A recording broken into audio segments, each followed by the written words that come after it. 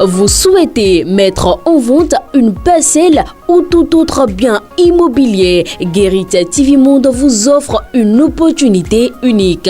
Saisissez-la pour une promotion efficace de votre produit via notre réseau puissant de communication. Faites-nous confiance et contactez le 00 229 91 19 10 10 pour tout autre renseignement. Toutes les activités payées au service commercial de Guérit TV Monde seront désormais publiées gratuitement dans les colonnes du quotidien La Guérite. Pour plus d'informations, appelez le 00 229 91 19 10 10. Guérit TV Monde, le leader des Web TV.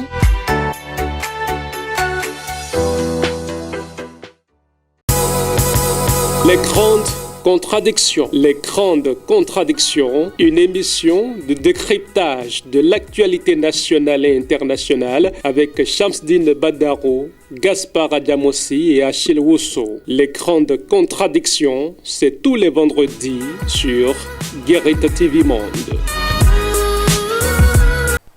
Toutes les actualités politiques d'ici et d'ailleurs sont au cœur de cette émission, les grandes contradictions du vendredi 23 février 2024. Mesdames et messieurs, bienvenue à tous sur votre émission hebdomadaire, les grandes contradictions. Les débatteurs sont déjà sur ce plateau. Mas Gaspard Adamossi, bonsoir. Bonsoir Latifat.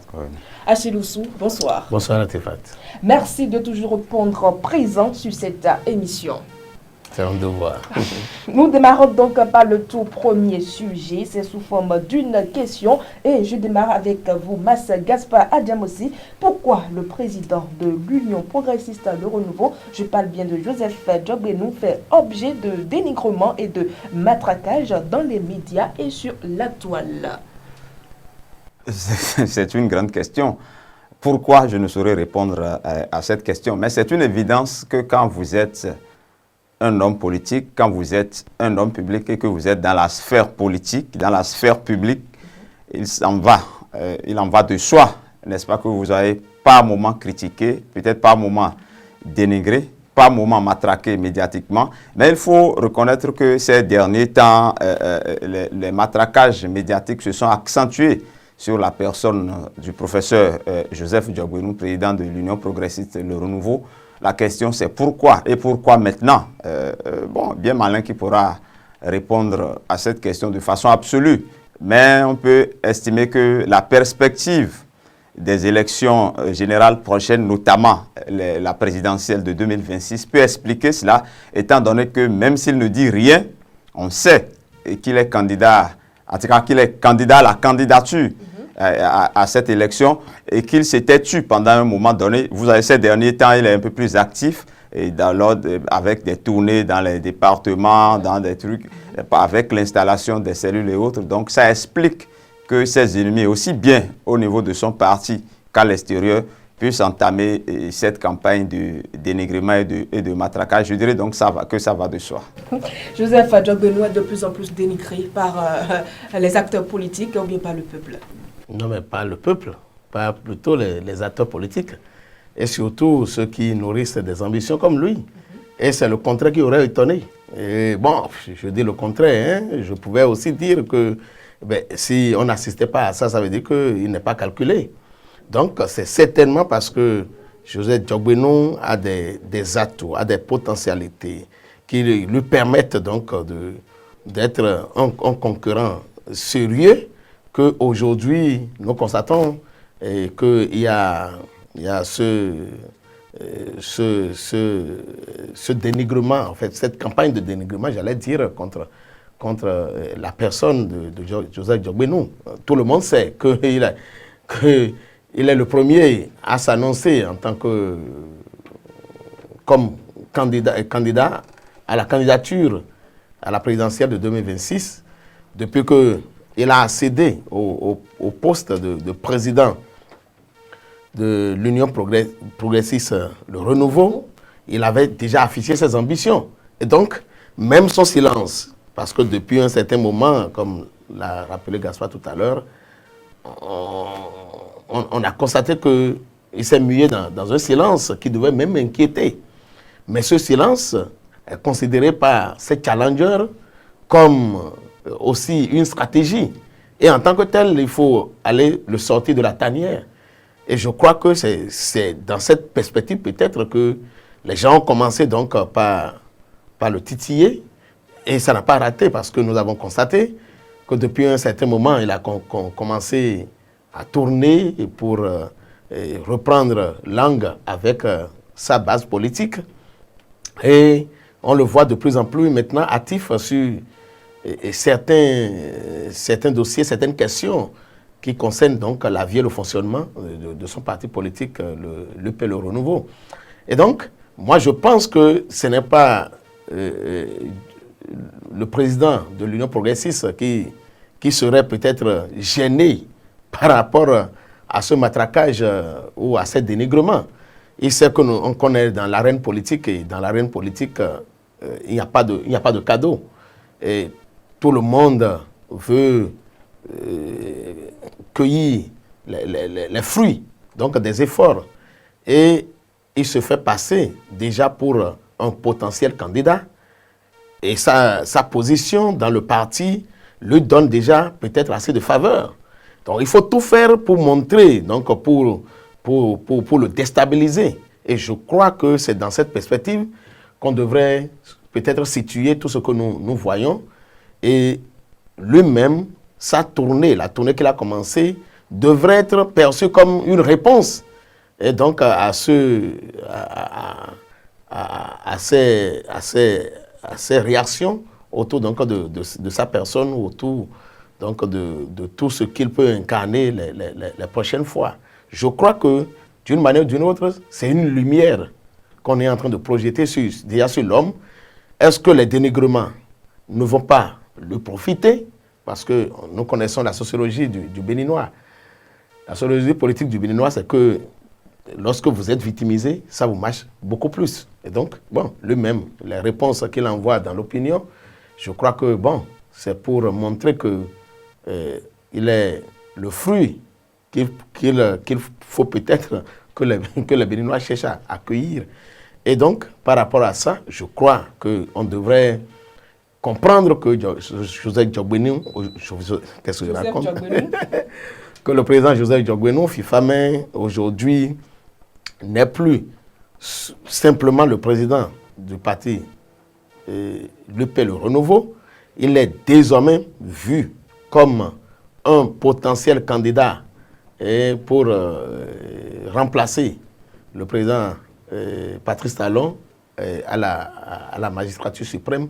Et en tant que tel, il doit avoir le dos large et très solide pour supporter les coups. Mas Gaspard Diamossi, on a vu un Diogbenou qui a été président de la Cour constitutionnelle, mais aujourd'hui, quelle image le peuple a de cet homme qui paraît aujourd'hui comme potentiel candidat à la prochaine élection présidentielle? Oui, bon, le peuple, c'est peut-être une partie du peuple, parce que l'image n'est pas une image uniforme par rapport à tout le monde.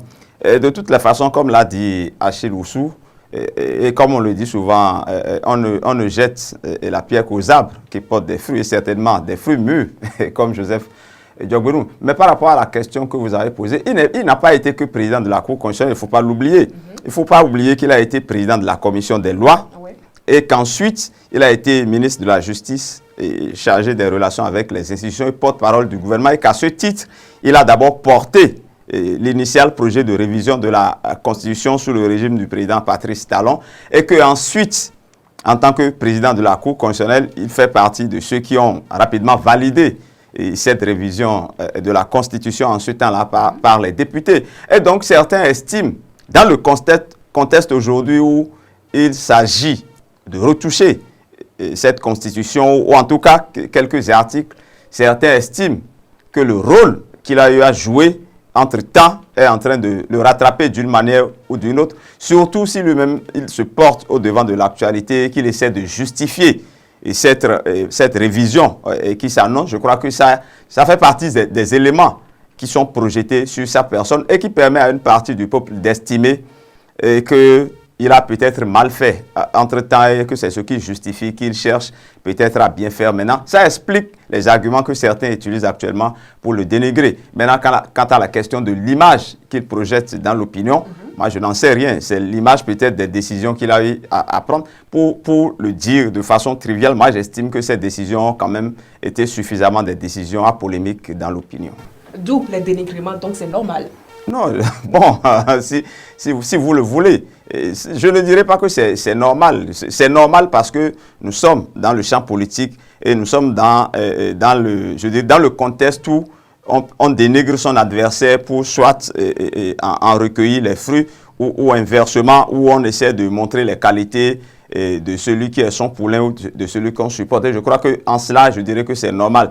Mais essayer de matraquer médiatiquement, de jeter du discrédit sur la personne même de Joseph Dorguenou, je ne dirais pas que ça là, c'est normal.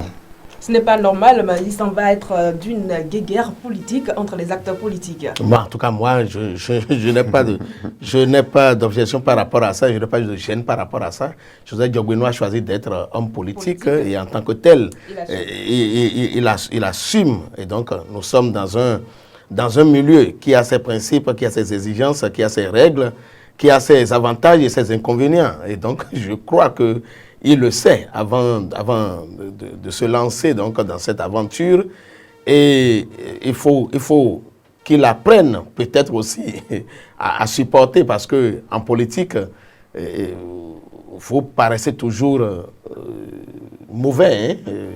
Vous avez toujours des défauts. Hein? Et donc, c'est d'abord ça. Et donc, en tant que tel, et c'est pourquoi je disais tout à l'heure que je ne sais pas si c'est Joseph Dorguenou qui est gêné par rapport à ce qui est dit ou par rapport à ce qu'on entend. Et lui-même sait qu'il a joué des rôles, bon, je ne dirais pas des décisions à polémique, mais je dirais quand même qu'il a eu des responsabilités dont aujourd'hui il doit assumer les conséquences.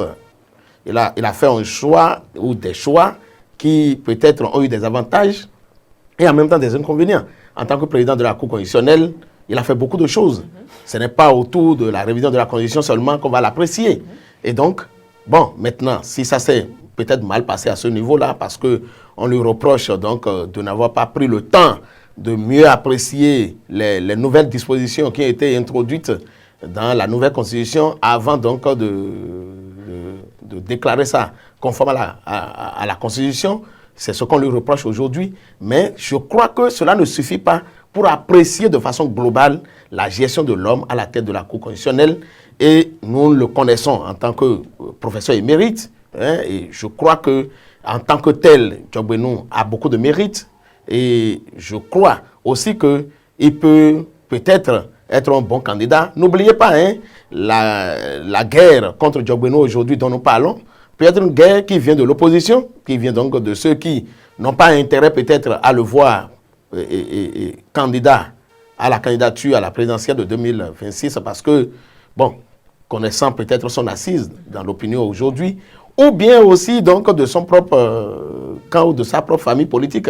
Parce que je suis sûr qu'avec les nouvelles dispositions, avec qu'on appelle les réformes relatives au système partisan aujourd'hui, il aura certainement les primaires au sein donc des familles, des formations politiques pour désigner et donc les candidats.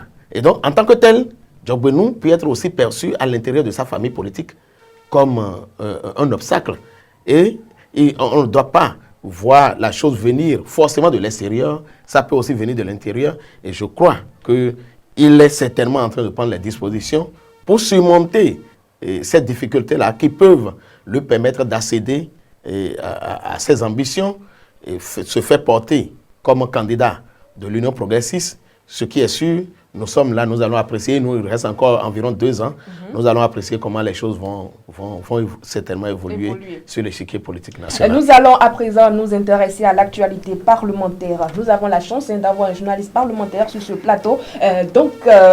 Mas Gaspard Adiam aussi, les groupes parlementaires, les démocrates et UP, le renouveau, ont déposé des propositions en ce qui concerne la modification du code électoral. Oui, bien sûr, il y a 2 propositions de modification, 2 propositions de modification du code électoral qui sont actuellement sur la table du président de l'Assemblée nationale.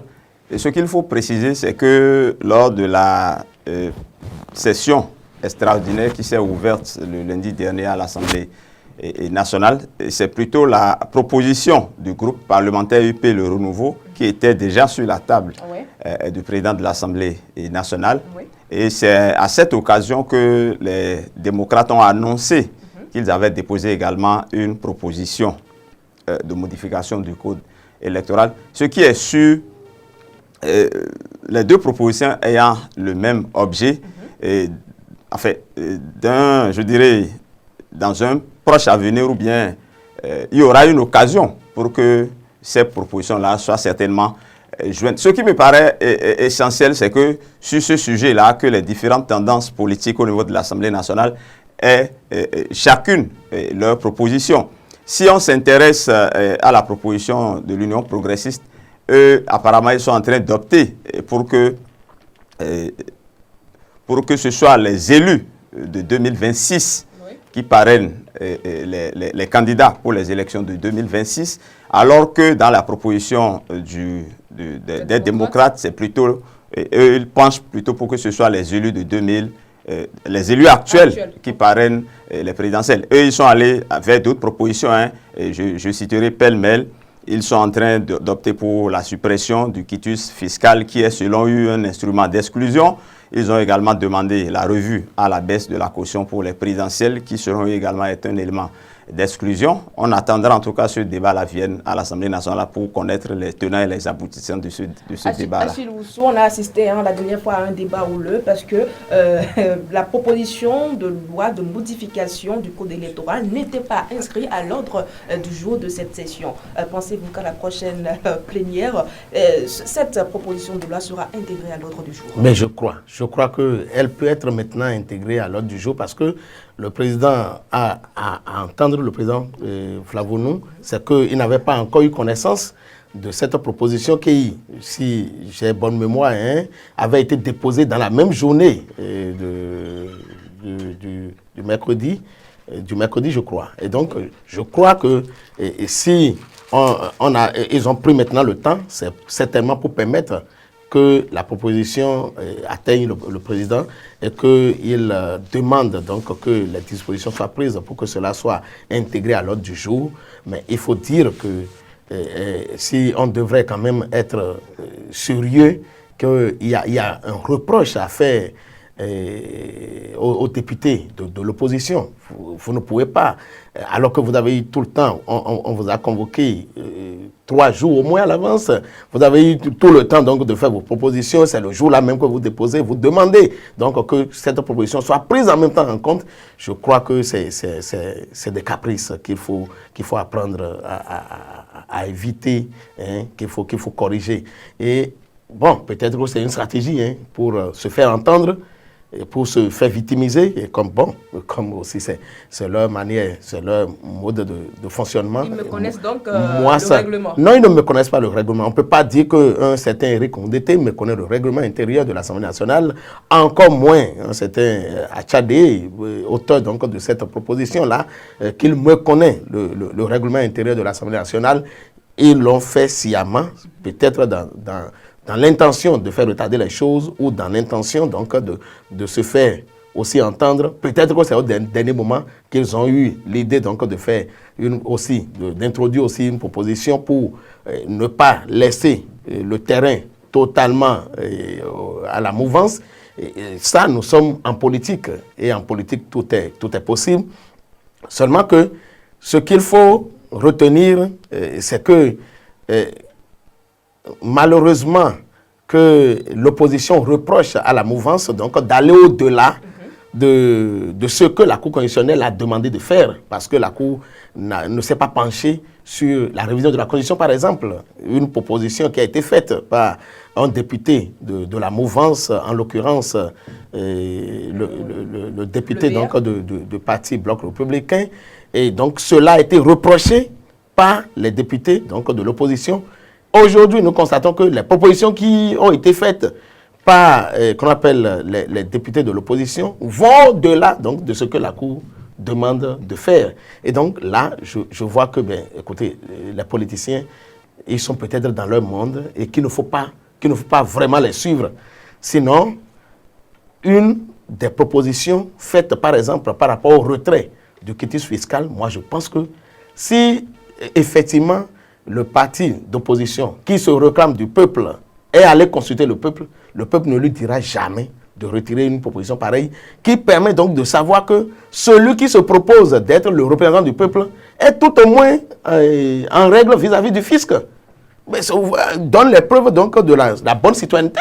Je crois que le peuple béninois, par exemple, n'a pas été consulté par rapport à une position pareille, une des réformes qui font plutôt avancer notre système politique ou notre démocratie. Et donc, je leur reproche, par exemple, d'avoir fait une proposition allant dans ce sens. On parle donc de la diminution de la caution pour la présidentielle. Mais, moi, je ne sais pas. N'est pas président ou n'est pas candidat à la candidature à la présidentielle qui veut.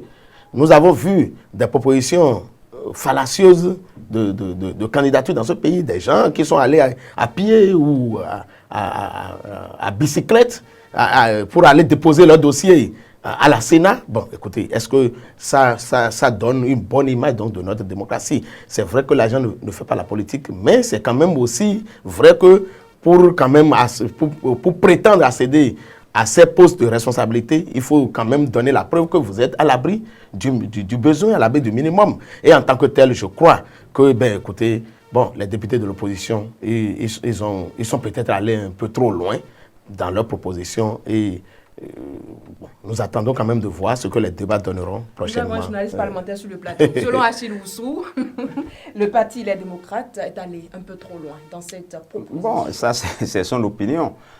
Vous savez, quand vous introduisez la modification d'une petite virgule d'un test, ça veut dire qu'il y a la possibilité pour que tout le test soit fondu, refondu, parce qu'il y a les amendements qui peuvent venir de partout. Et je pense que dans le contexte actuel, du moment où la possibilité de toucher le code électoral est ouverte, je crois que les propositions viendront dans tous les sens. Maintenant, sur les aspects qu'il a évoqués, et l'aspect du quitus fiscal, moi, je ne pense pas que quelqu'un soit contre le quitus fiscal, mais c'est parce que nous sommes peut-être dans un pays où l'administration est politisée, où on a l'impression que l'administration, par exemple fiscale, a la solde d'un certain pouvoir, que les gens doutent de la sincérité de ce que fait l'administration fiscale. Et je crois que c'est le sens de peut-être ce que disent les démocrates. Et la caution, écoutez, il n'est pas écrit dans un test de la République qu'il faut forcément avoir une voiture balèze pour être candidat à la fonction présidentielle.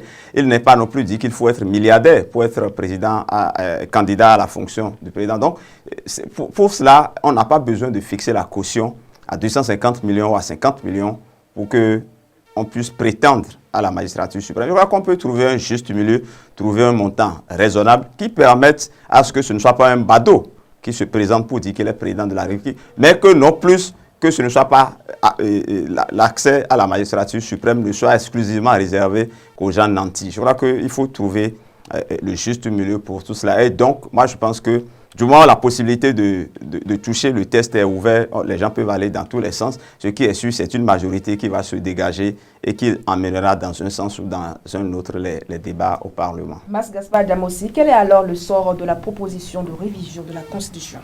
Oui, c'est une grande question parce que le sort là me paraît un sort bizarre. Un sort bizarre parce que je dis bizarre parce que je n'ai pas envie de dire que ce sort-là sera bon.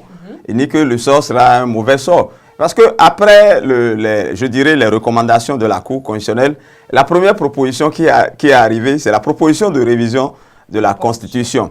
Et pendant qu'on était dans ce débat, brusquement, on a deux propositions de révision du Code électoral. Ça suppose que quoi? Ça suppose peut-être que dans les petits calculs et dans les petites analyses, on a peut-être constaté que le sort de cette révision-là n'est pas un sort qui sera heureux. De toutes les façons, on n'est pas à la place des députés. Mais je dis, c'est pour ça que j'ai dit que c'est un sort bizarre, on verra bien. Et puisque les dossiers sont tous sur la table des députés, que ce soit la proposition de révision, que ce soit la proposition du code, quel est dans les deux cas, le test qui connaîtra. Voilà, je crois qu'ils ont pris désormais toutes les précautions pour que si ça ne va pas dans un sens, que ça aille dans l'autre sens. Est-ce qu'on va aboutir à une révision de la Constitution? Tout est possible, hein. Tout est possible parce que, je suis d'accord avec Gaspard quand il dit que lorsque déjà une loi est appelée à être modifiée, donc elle est totalement exposée à toute retouche. Et donc, allant dans ce sens, je crois que des modifications, et puisque les opposants eux-mêmes sont en train d'ouvrir maintenant grandement la brèche, la modification donc, du code électoral peut amener maintenant à aller à la révision de la Constitution. Rien n'est isolé ici. Et je crois qu'il faut aussi s'attendre à cela. Et par rapport à ça, puisque la révision de la Constitution a été déjà programmée à l'ordre du jour, qu'il y a possibilité donc de revenir à cela. Et bon, nous attendons de voir l'évolution des débats prochainement à l'hémicycle et qu'on appelle le sens qui sera donné aux travaux relatifs à la modification du code électoral. Et c'est certainement à partir de là que peut-être les choses vont commencer par se dessiner en ce qui concerne la révision de la Constitution. Mais je voudrais avant de finir, dire que oui, mais même si ce n'est pas aussi qu'il faut avoir un véhicule de luxe avant d'être candidat, aussi, je suis d'accord avec Gaspard que ce n'est pas aussi moins que rien qui se présenterait comme candidat. Et en tant que tel, il faut savoir choisir le juste milieu. Il faut dire que, qu'on le veuille ou non, nous devons apprendre à imiter les bonnes choses. Nous voyons comment ça se passe dans les autres pays. Dans les autres pays, ce n'est pas un individu qui se lève pour aller déposer une candidature, donc une caution. Malheureusement, c'est ce à quoi nous assistons ici. Ça permet aux gens, parce que ça permet aux gens d'enrichir leur carnet d'adresse. On a vu des gens parcourir tout le pays pour cotiser quelques jetons à un milliardaire pour qu'il soit candidat. Donc ça là, c'est des artifices. Il faut pas pardon, de quel milliardaire vous parlez? Ça c'est une façon donc peut-être de montrer que, écoutez, nous réclamons de lui, nous voulons qu'il soit candidat, mais sinon, dans des pays sérieux, on sait que c'est les militants qui cotisent. On sait que c'est le parti qui dépose la caution. Et je ne crois pas que la caution telle qu'elle est fixée aujourd'hui peut dépasser un parti politique. Et donc, par rapport à ça, je crois que la caution que nous payons, que les candidats sont appelés à donner aujourd'hui, on devait trouver que c'est raisonnable. Ce n'est pas en revisant cela à la baisse qu'on est en train de rendre service à la démocratie béninoise, parce qu'il faut limiter les candidats. Il faut limiter les candidatures. Non, moi, ce n'est même pas ce débat n'est pas substantiel pour moi.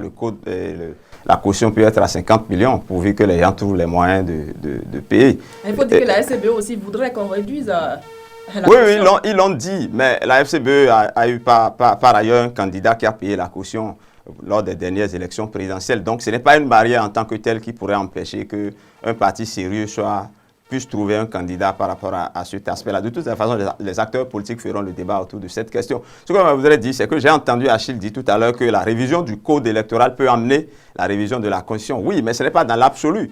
Parce que si vous révisez le code et que exprès vous mettez des dispositions pour aller à la révision de la Constitution, ça peut ne pas être possible parce que là, le juge constitutionnel peut à chaque fois que vous évoquez cette question, vous dire que la disposition du code en question est contraire à la Constitution. Et donc, ça n'amène pas automatiquement la révision de la Constitution. En fait, la révision de la Constitution ne peut se faire actuellement que si un large consensus est observé au niveau de toute la classe politique et que le peuple est consulté, que tout le monde est d'accord pour ces aspects-là.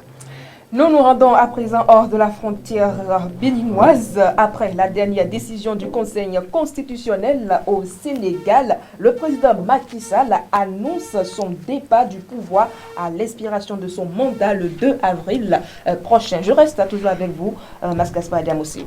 Oui, je l'ai suivi. Je crois que c'est déjà une avancée qu'il soit prêt, n'est-ce pas, à respecter les dernières décisions du Conseil constitutionnel sénégalais, parce que il y a quelques jours, ce n'était pas le cas, puisqu'il a, dans un premier temps, révoqué la convocation du corps électoral, et que l'Assemblée nationale a voté la prorogation de son mandat jusqu'à la fin de cette année. De toutes les façons, aujourd'hui, il est dans la disposition d'esprit de quitter le pouvoir le 2 avril, sauf qu'il convoque un dialogue politique pour la semaine prochaine et c'est l'issue du dialogue qui montrera s'il doit quitter le 2 avril ou pas. Mais je pense qu'il y a déjà une avancée, déjà qu'il estime que le 2 avril, que son mandat finit et que dans tous les cas, il doit quitter le pouvoir. Macky Sall reste jusqu'au 2 avril prochain. Oui, le 2 avril, il est encore dans le délai conditionnel. Et donc, c'est à partir du 2 avril que le problème se poserait. Et donc, puisqu'il a promis, c'est vrai que nous sommes en politique, hein, et donc on peut jamais être dans l'absolu en politique, mais il a fait la promesse devant l'opinion nationale, parce que c'est devant la presse nationale qu'il a fait sa déclaration, pour rassurer le peuple, pour rassurer donc la classe politique, et pour rassurer peut-être aussi l'opinion internationale que le 2 avril, il n'est plus président, et il sait que son mandat viendrait à expiration. Mais tout est encore possible. Est-ce que ce n'est pas une façon de calmer les ardeurs et de trouver d'autres moyens pour revenir encore de plus belle? On ne saurait le dire. Ce qui est sûr, c'est qu'il a annoncé la bonne intention qui calme les cœurs, qui calme les ardeurs. Nous allons voir si effectivement le 2 avril, il va respecter sa parole. Mais en attendant, il faut quand même discuter et trouver de nouvelles dates pour l'organisation des prochaines élections, de la prochaine présidentielle. Et c'est là maintenant tout le débat. Parce que j'ai lu tout à l'heure que 16 candidats à la présidentielle refusent qu'on appelle la table de discussion que propose Macky Sall. Et en tant que tel, je vois déjà qu'il y a des difficultés qui planent. Parce que s'il faut discuter maintenant. Il faut trouver les nouvelles dates maintenant. Il faut peut-être organiser tout au moins le premier tour avant qu'on appelle la date du 2 avril. Et donc, je crois que nous devons observer encore l'évolution de l'actualité politique. Mas Gaspard Adjamossi, on ne sait toujours pas si l'élection présidentielle aura lieu avant ou après la fin du mandat du président Macky Sall. Oui, puisque l'élection initialement devait se tenir le 25 février dernier, puisque le corps électoral a été révoqué, la convocation du corps électoral a été révoquée, et qu'entre-temps, il y a eu des décisions de la Cour constitutionnelle pour rétablir les choses dans l'ordre normal. La difficulté aujourd'hui, c'est qu'il faut organiser les élections présidentielles dans un certain délai. Et il faut que le président Macky Sall convoque à nouveau le corps électoral. Mais s'il convoque le corps électoral en l'espèce, il y a des délais à respecter par rapport à un certain nombre de choses. Donc, il estime que n'étant plus dans le temps pour respecter ces délais, qu'il faut une discussion avec les acteurs politiques, les différents candidats, pour pouvoir trouver ce qu'il faut faire.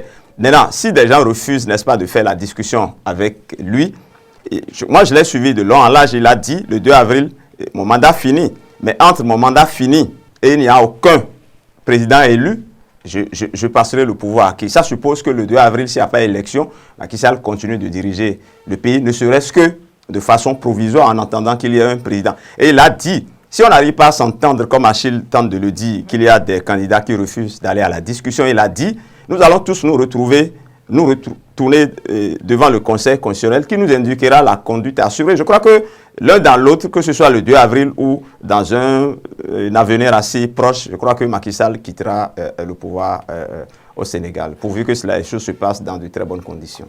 On l'espère vivement, parce que c'est une actualité qui concerne tout le monde. Mais de l'autre côté de la Côte d'Ivoire, Alassane Ouattara a gracié plusieurs prisonniers. Achille Oussou. Oui, des prisonniers qui ont été graciés après pratiquement 13 ans d'incarcération. Bon, qu'on le veuille ou non, c'est une avancée politique. Et je crois que ça vient décrisper l'atmosphère politique nationale. C'est des gens à qui on a reproché d'avoir joué des rôles qui n'ont pas été appréciables par rapport donc au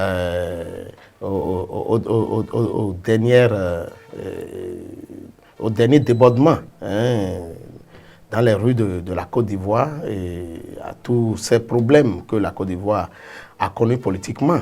Bon, aujourd'hui, que le président ivoirien arrive à cette, comment vous appelez, à trouver que c'est bon de les laisser, je crois que c'est important. Je crois que non seulement cela rend un grand service à la Côte d'Ivoire, mais cela renvoie aussi peut-être une bonne image dans l'opinion internationale. Pourquoi? Peut-être pas au Bénin, peut-être que les prochains mois, les prochains jours, ça peut aussi inspirer. Le président Patrice Talon a fait comme lui et à permettre donc que tous les fils du Bénin se retrouvent autour des questions de développement de notre pays et que ceux à qui on reproche des choses même liées à la survie de notre pays, qu'ils recouvrent leur liberté et que le Bénin se porte davantage mieux. Avant de passer au baromètre de la semaine, Mas Gaspard Diamossi, Alassane Ouattara vient de poser un acte louable. Oui, louable, et HL a souhaité peut-être que cela se passe au Bénin.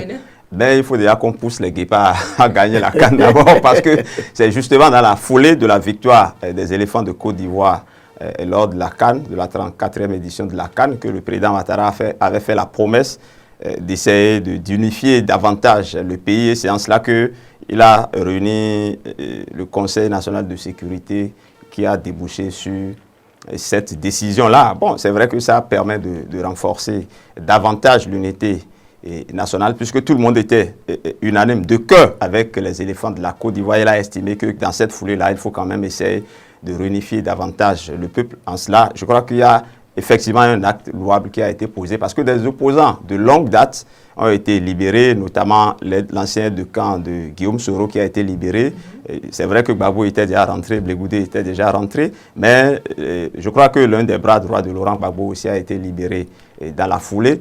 Mais je crois qu'il y a encore un grand pas à sauter en Côte d'Ivoire pour qu'il y ait une véritable réconciliation. Parce que si Guillaume Soro continue d'être en exil, je ne suis pas sûr qu'il y ait une véritable réconciliation en Côte d'Ivoire. En Côte d'Ivoire. Donc, avec vous, nous passons tout de suite au baromètre de la semaine qui monte. Bon, le baromètre, j'ai envie de dire que la Côte d'Ivoire, à travers son président, monte, parce que c'est une décision assez louable. Les décisions qui arrivent, n'est-ce pas, à gracier ou à permettre à un peuple de s'unir, je crois que c'est une très bonne décision. Et je crois que le Sénégal aussi est sur cette logique-là, parce que si c'est un rétropédalage du président Macky Sall, je pense que c'est quand même une assez bonne chose, parce qu'aujourd'hui, il est prêt, n'est-ce pas, au terme de son mandat, à quitter les choses. Je crois que je dirais que la Côte d'Ivoire et le président Macky Sall montent. Et qui descend? Bon, mais qui descend, j'ai envie de venir au plan national. J'ai envie de dire les démocrates, parce qu'ils n'ont peut-être pas fait une mauvaise chose en soi en tant que tel, mais attendre la toute dernière minute, je ne sais pas si le labo n'a pas bien marché, mais attendre la toute dernière minute pour essayer de tempêter autour d'une proposition qui aurait pu être faite depuis plusieurs semaines. Je crois que quelque part là, ils ont mal joué à mon avis. Achille Oussou qui descend par les démocrates. Hein? Oui, c'est les démocrates. Non, je vais vous surprendre. Non. Qui descend? Celui qui descend, c'est l'opposition sénégalaise. Ah là. Ah oui, je resterai aujourd'hui totalement hors des frontières du Bénin. Hein, l'opposition sénégalaise qui déjà donne du temps pour refuser la table de dialogue. En politique, on dit qu'il faut éviter la politique de la chaise vide. Je crois que si Macky Sall les a invités à discuter, il va falloir donc qu'ils saisissent la pêche qui leur tend et qu'ils profitent de ce terrain-là pour poser les problèmes les plus essentiels et trouver une porte de sortie qui permet le scénario Wahala à ce pays-là. Je voudrais dire que celui qui monte, c'est Macky Sall. Nous l'avons savonné ici la dernière fois pour avoir respecté la décision du Conseil constitutionnel. Je crois qu'il faut lui dresser maintenant les lauriers. Et donc pour avoir déclaré Orbi que le 2 avril prochain, il ne sera plus, il sait qu'il n'est plus président du Sénégal. Je crois qu'il faut l'applaudir maintenant, qu'il faut lui retourner, donc, qu'on appelle la fière chandelle, et penser qu'il travaillera vraiment à permettre au Sénégal de continuer son processus de développement. Merci à vous, Achille Roussou, Massa Gaspard Adjamoussi, merci à vous également. Et mesdames et messieurs, je vous remercie à présent pour avoir suivi tout au long de cette émission tous les sujets qui ont été débattus par les débatteurs de cette émission, les grandes contradictions. Merci d'avoir été des nôtres et on se donne rendez-vous le vendredi prochain pour un autre numéro. Au revoir. Les grandes contradictions, c'est tous les vendredis sur Guérite TV Monde. Les grandes contradictions. Les grandes contradictions, une émission de décryptage de l'actualité nationale et internationale avec Shamsdine Badaro, Gaspard Adjamoussi et Achille Roussou. Les grandes contradictions, c'est tous les vendredis sur Guérite TV Monde.